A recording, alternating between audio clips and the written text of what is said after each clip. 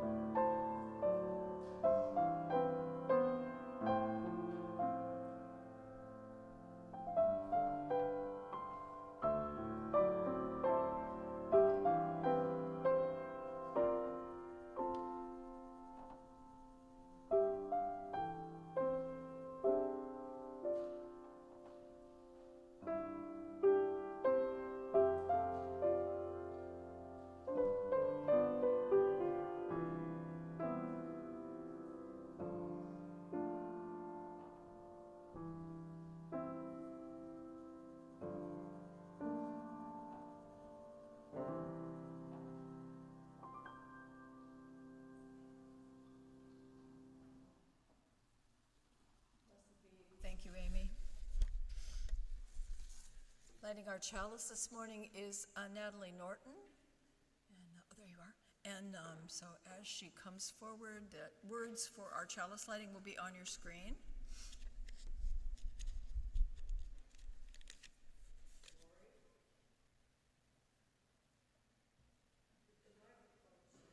You can't hear me? Am I turned on? You're on. How's that better? Better? I can get closer if needed. Usually it makes a sound if I do that. That's why I back off. All right, Natalie, you are in place. And if you can please bring that up so it is the thing on, oh no, that's right, that's perfect. Hopefully, Zoomers, you can see the words for this okay as we say our chalice lighting. Blessed is the fire that burns deep in the soul. It is the flame of the human spirit touched into being by the mystery of life.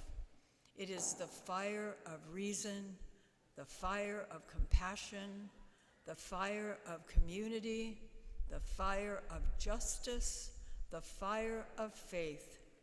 It is the fire of love burning deep in the human heart, the divine glow in every life. Blessed be. Our first hymn this morning is number 203, All Creatures of the Earth and Sky. We are just going to do verses 1 through 4.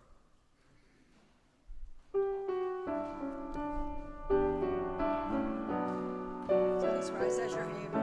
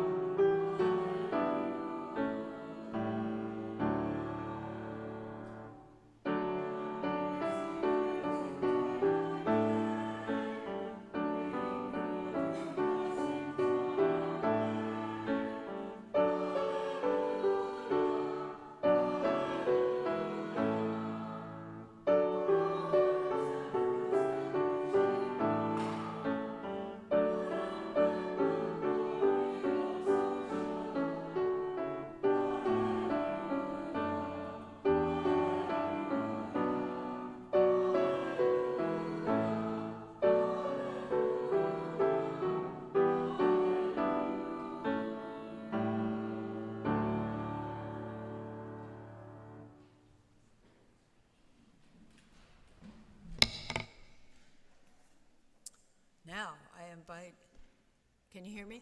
I invite Kat Allen to come forward and do the story for all ages. All of you who are young and young at heart, please join her on the rug as she tells the story, where is it? Wombat said, "Come in."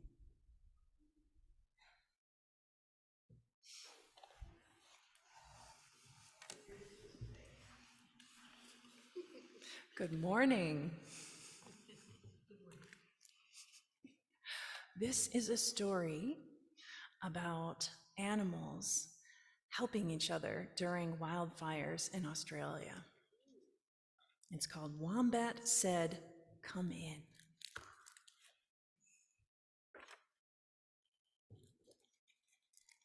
And the illustrations are really beautiful, so if you are so moved, you're all welcome to come down and have a closer look. Wombat was not worried. No, not a little. Fire had passed over his burrow before.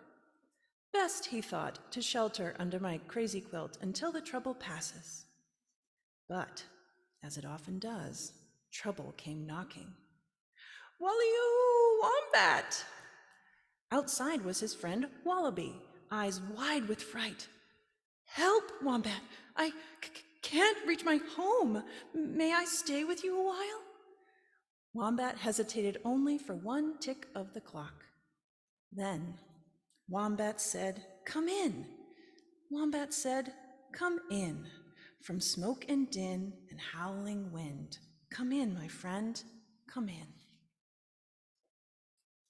A grateful Wallaby hopped inside and was soon twitching in his sleep under a certain crazy quilt. "No worries," thought Wombat. "I'll have a cup of tea in my favorite chair instead." But as he lowered himself into that chair, he heard, "Woo, woo, ha, ha, ha." Kookaburra was at the door. He looked scorched and bad-tempered. "Dreadful out here, Wombat. Fire is on the march. Spare a room for an old friend?" "I do have quite a few rooms," thought Wombat. And so Wombat said, "Come in." Wombat said, "Come in." From smoke and din and howling wind. Come in, my friend, come in. With a laugh of purest joy, Kookaburra commandeered Wombat's favorite chair. "Kettle on, Wombat? Could do with some tea." "Where are my manners?" thought Wombat. Before he could fetch his slippers, he heard, "Help! I can't! Achoo!" Without warning, in tumbled Platypus, and out of Platypus tumbled a jumble of words. "Wombat, I can't find my way, and I've lost my shoe, and there's smoke in my nostrils, and..." Wombat patted his pockets for a handkerchief. He found 3. Platypus took them all. "May I stay with you, dear Wombat? It's so hot. Heat, hotness, oh, the hot, hot, hotness of it all." How, thought Wombat, does Platypus talk so much and say so little? There was only one thing Wombat could think to do. Wombat said, "Come in." Wombat said, "Come in." From smoke and din and howling wind. Come in, my friend, come in. "Already in," said Platypus. Then she brightened. "Ooh, slippers." As Platypus paddled away in Wombat's favorite slippers, she trilled, "Tea and toast, please, Wombat. I'll be in my room." Tea does make a hard day easier to bear, thought Wombat. His clock chimed in agreement. But you've already guessed that poor Wombat didn't finish preparing that tea and toast. "Help!" Wombat rushed toward the cry. "Stuck!" gasped Koala as he tugged on a sooty eucalyptus branch. Sounding a bit less friendly than he intended, Wombat said, "Come in." Wombat said, "Come in." From smoke and din and howling wind, come in, my friend, come in. "But leave that smelly twig outside," he muttered. "Not smelly," corrected Koala as he gave the branch a yank. It plowed into the burrow and down went the clock with a clang-lang-lang. This day, worried Wombat, is getting quite out of hand. "You'd like tea, I suppose," he huffed. "No thanks," murmured Koala, "only Liptus." Well, I must have tea, thought Wombat, with 4 lumps of sugar. This sweet thought restored Wombat to his best self. But then he heard, "Wombat bat! Sugar glider? Fire, fire!" squeaked Sugar glider. "Come in? Oh well, what's one more?" thought Wombat. So Wombat said, "Come in." Wombat said, "Come in." From smoke and din and howling wind, "Come in, my thwack." Sugar glider took a flying leap onto Wombat's snout. Oh my goodness. From there, Sugar glider launched inside and smashed into the hat rack, from which he fell onto a nearby tea tray, where he tipped over a bowl of sugar cubes. Sugar glider, "Do not touch!" Too late.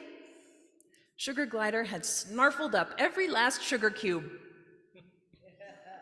Wombat did not trust himself to speak. Seeing his distress, Sugar glider leapt onto Wombat's shirt, pulled a gooey cube from his mouth, and dropped it into Wombat's paw. Then he scrabbled into a pocket. "Sleep, sleep," he cooed. Wombat studied the sticky gift and thought, "What an odd day this has been.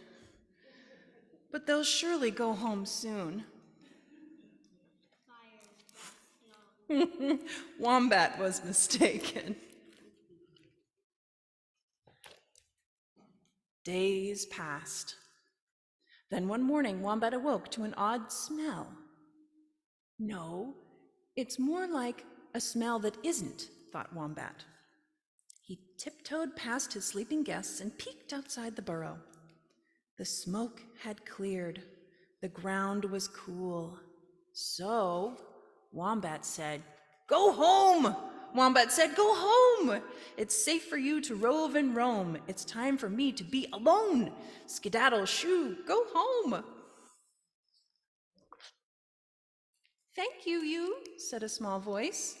Wombat frowned as he plucked Sugar glider from his pocket. "Go home." Sugar glider sighed. "No home to go to." Wombat's ears twitched. He clacked his teeth. He made an odd whickering sound. And finally, Wombat said, "Come in." The end.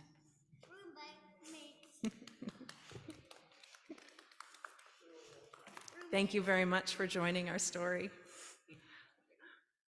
I believe now it's time for joys and concerns. Now is the time in our service where we take a moment to share the joys and sorrows of our lives. Right now, we'll light one last candle for all the joys and sorrows that we've held close in our hearts this morning, and for anyone who does not have a community like ours in which to share. Blessed be the Spirit of life.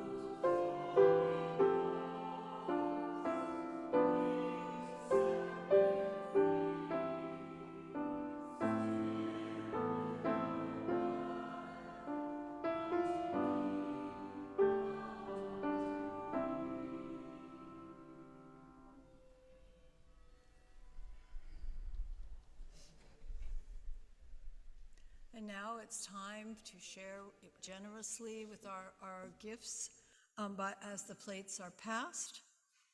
And Amy will be playing Madrona, is that how you say it? By David Lentz while we pass the plates, thank you. Oh, yes, and I think that this month, the Share the Plate is with our food programs, like the Bean Supper.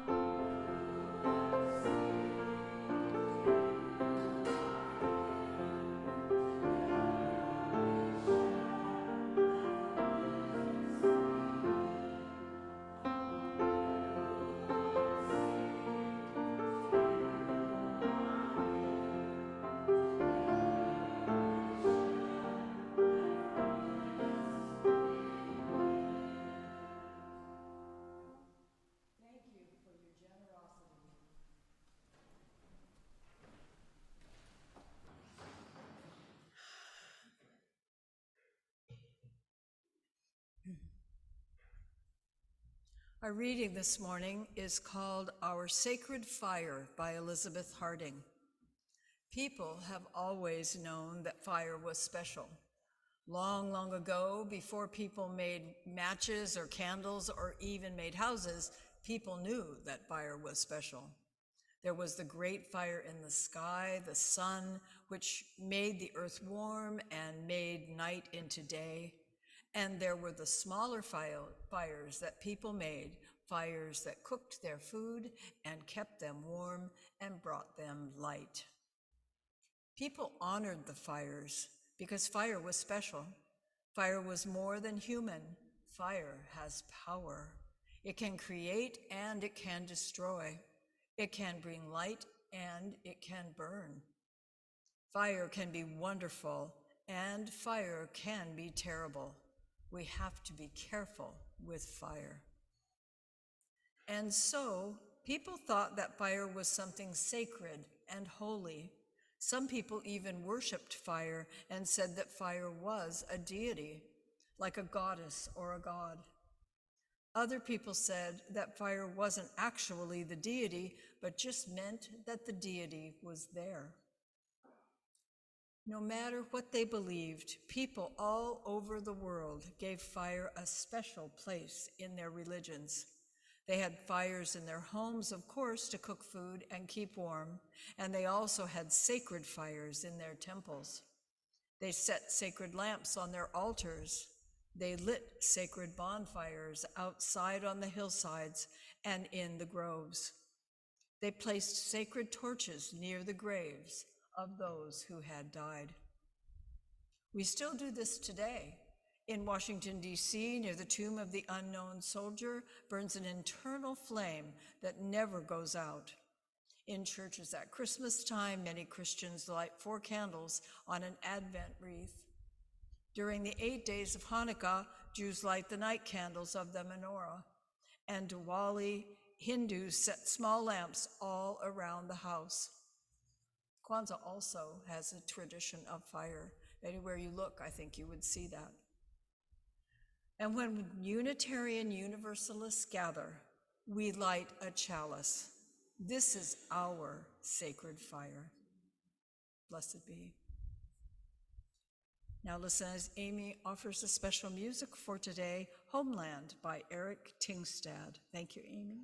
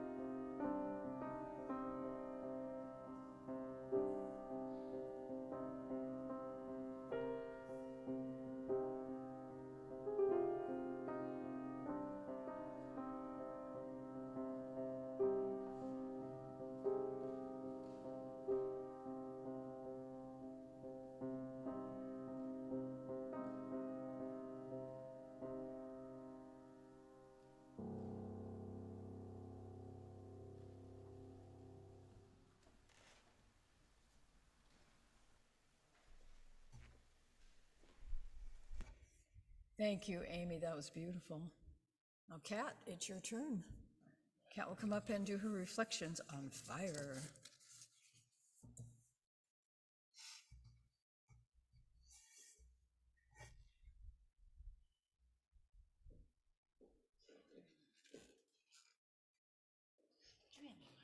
Sure.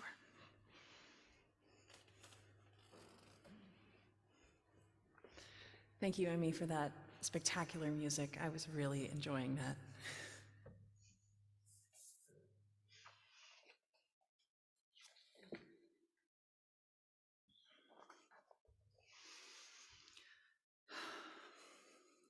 The world is burning.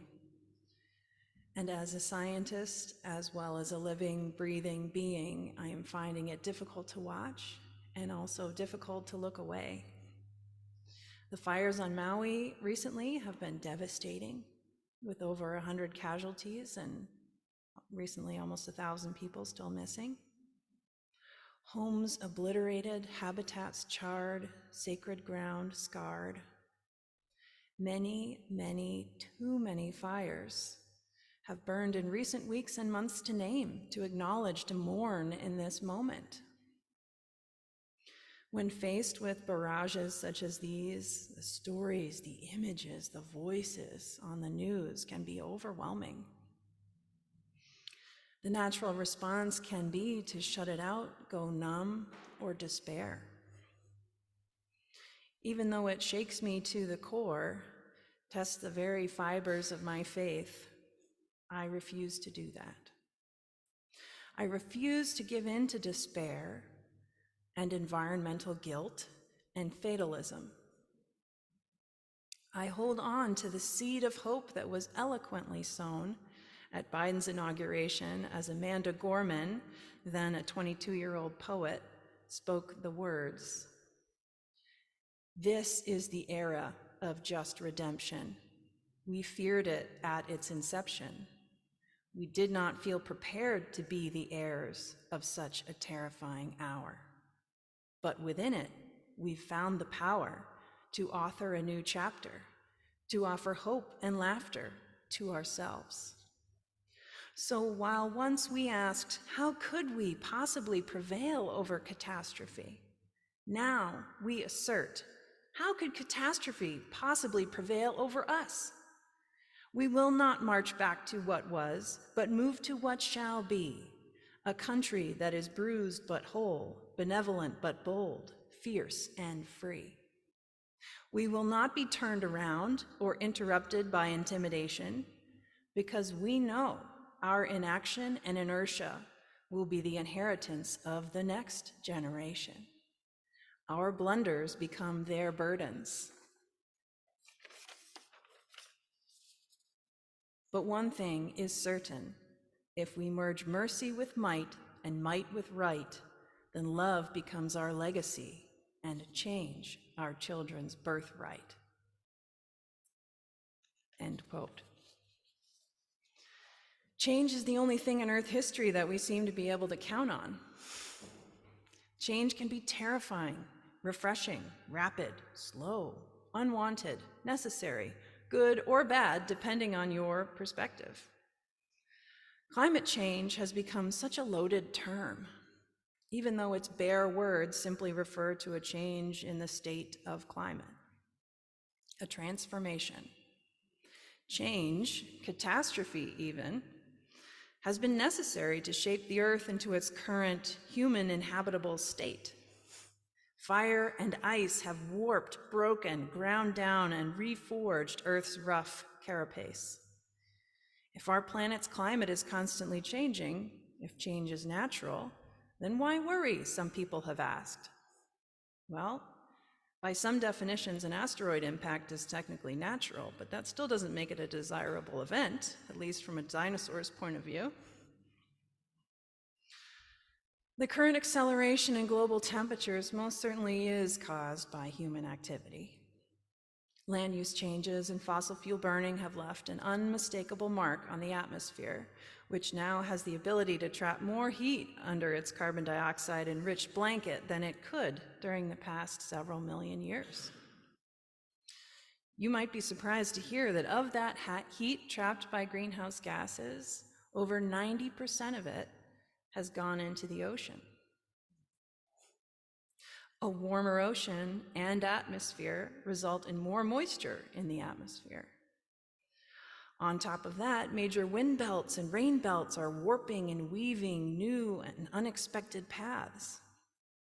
Individual events such as hurricanes, floods, and fires are not necessarily directly caused by global warming, by ocean warming, but their likelihood has been increased.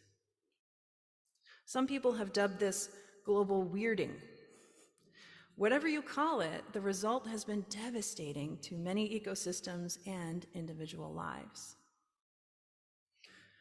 Fortunately, knowledge of humans' role in driving global change gives us some insight into how to fix it. If we are interested in our species' continued ability to thrive on this planet, we need to put that knowledge to use. Of all the species that have ever evolved on Earth, over 99% of them have gone extinct. Not just recently, I'm talking about all of Earth history, which includes at least 5 major extinction events that could not be our fault because humans weren't even here yet. Ashes to ashes, dust to dust. Can our species beat the odds? I think we can. This brings me back to the theme of fire and of refusing to give up hope. I'll borrow the words of Robin Wall Kimmerer, who described in her book, Braiding Sweetgrass, how her father taught a group of children about fire. He says, "Did you know that there are 4 kinds of fire? One of those is forest fire." I'm going to read an extended excerpt from that book. "What the people used to call thunderbird fires, forest fires ignited by lightning. Sometimes they'd get put out by the rain, but sometimes they could turn into huge wildfires. They could be so hot they'd destroy everything for miles around. Nobody likes that kind of fire. But our people learned to set fires that were small and in just the right place and time so that they helped rather than hurt. The people set these fires on purpose to take care of the land, to help the blueberries grow or to make meadows for deer." He holds up a sheet of birch bark. "In fact, look at all that birch bark you used in your fire. Young paper birches only grow up after fire, so our ancestors burned forests to create clearings for birch." The symmetry of using fire to create fire-building materials was not lost on them. They needed birch bark, so they used their own fire science to create birch forests. Fires help out a lot of plants and animals. We're told that's why the Creator gave people the fire stick, to bring good things to the land. A lot of the time you hear people say that the best thing people can do for nature is to stay away from it and let it be. There are places where that's absolutely true, and our people respected that. But we were also given the responsibility to care for the land. What people forget is that means participating, that the natural world relies on us to do good things. You don't show your love and care by putting what you love behind a fence. You have to be involved. You have to contribute to the well-being of the world. The land gives us so many gifts. Fire is a way we can give back. In modern times, the public thinks fire is only destructive, but they've forgotten or simply never knew how people used fire as a creative force. The fire stick was like a paintbrush on the landscape. Touch it here in a small dab and you've made a green meadow for elk. A light scatter there burns off the brush, so the oaks make more acorns. Stipple it under the canopy and it thins the stand to prevent catastrophic fire. Draw the fire brush along the creek, and the next spring it's a thick stand of yellow willows. A wash over a grassy meadow turns it blue with camas. To make blueberries, let the paint dry for a few years and repeat. Our people were given the responsibility to use fire to make things beautiful and productive. It was our art and our science." End quote.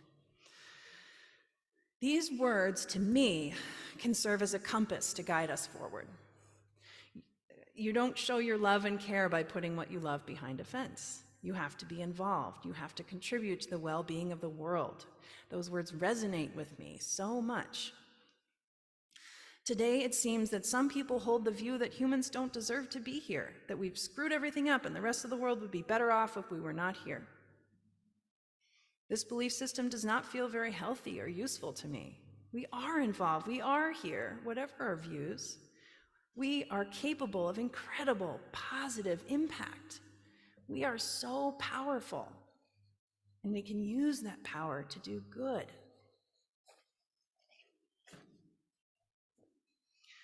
As individuals, we can make a difference in two major ways, as I see it.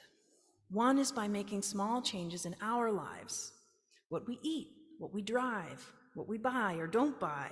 And these changes really add up, especially when multiplied across whole towns, counties, states, nations, continents. Another way to make a difference is to elect people into positions of power who are committed to making changes at the system level, like changing laws, providing economic incentives, signing treaties, funding innovation. These approaches, the bottom up and the top down, work together, feed into each other. For example, the federal level tax break for purchasing an AV recently helped my family make the leap to owning a hybrid vehicle. Individual votes lead to changes in leadership, which can change the system and affect individual choices, and so the cycle goes. To move forward with love for the earth and love for ourselves, we first need to forgive ourselves for the damage we've done, accept change, and imagine a new, vibrant future. This is so important. If we don't imagine it, we won't get there. Have courage, have hope, have ideas, build things, try things, make mistakes. Keep going. As a lifelong UU, I've been steeped in a culture that believes in the inherent worth and dignity of each individual. And I hold to that like a guiding star. My background in earth science, earth history, oceanography give me an unusually long perspective that provides context for this moment that can be both comforting and alarming. On one hand, our planet has seen much worse in terms of environmental catastrophes. On the other hand, many organisms, species, and ecosystems got lost along the way. But I know the power and creativity of human beings. I see it in my daughter. I see it in my students every day. I see it in our greater society. We are capable of amazing things, even reimagining our very relationship with fire. Blessed be, and amen.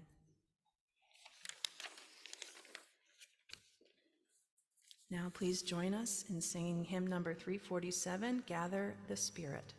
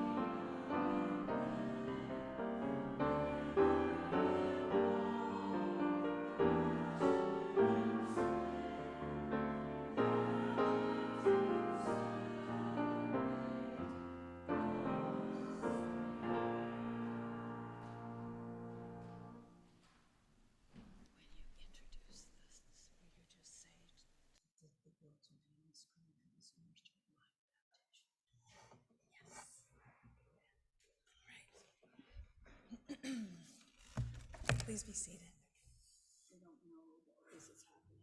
Right. Lori and I have added another special reading to a responsive reading to gather us together and close out this time together. And it is, the words will appear on the screen so people in the room and also on Zoom may see. And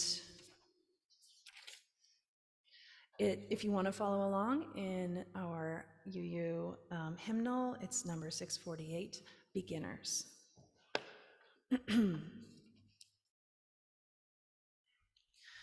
But we have only begun to love the earth. We have only begun to imagine the fullness of life. How could we tire of hope? So much is in bud.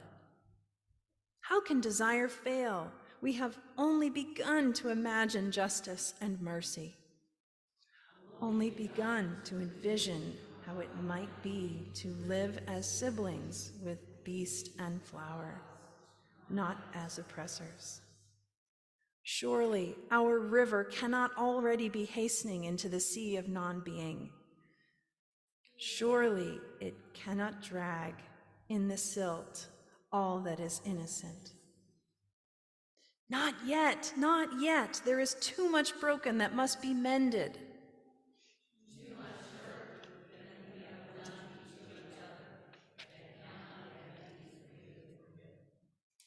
We have only begun to know the power that is in us if we would join our solitudes in the communion of struggle. So much is unfolding that must completely stretch. So much is in love. Thank you.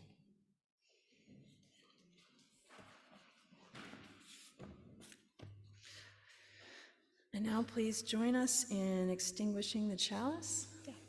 I'll say some words if that's okay. Yeah, absolutely. I just wanted, am I on? I just wanted to take a moment to thank Kat so much for being with us, for helping to put this service together, and for the importance of, always the importance of the word she has to share. So thank you, Kat, very much.